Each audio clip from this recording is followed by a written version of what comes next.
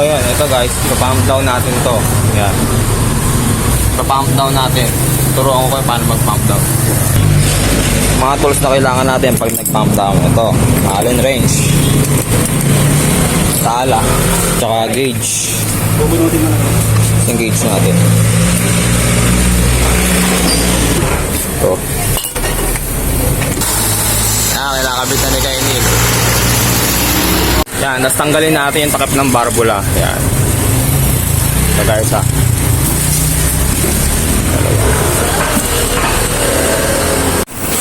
So yan, tinanggal na yung ano, tinanggal na natin yung takip ng barbula. Ito karga niya, yan. Ano ata yan sa isip.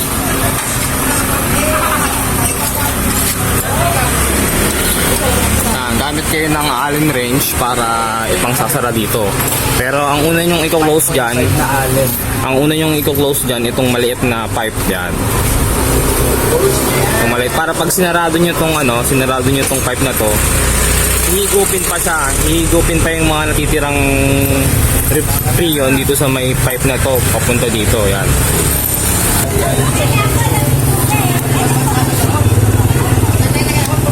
Yan natin.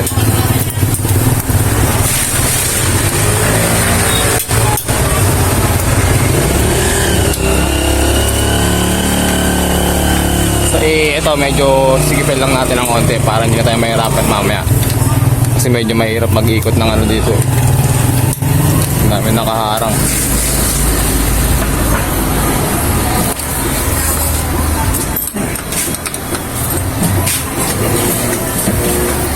Tapos ito pag bumaba na yung araw na yan sa 0, saka nyo ngayon siya papatayin sa breaker. Yan. Okay lang kahit medyo matali kayo ng ilang segundo.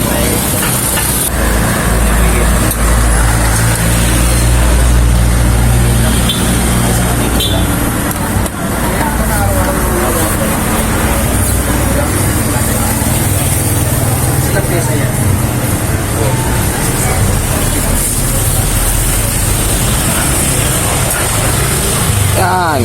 Yan lang guys. Yan. 0 na siya. Ayan o. Ibig sabihin yan, pag nag-0 na, lahat ng refrigerant mula dun sa indoor, inikot na netong outdoor. Yan. Yan, okay na guys.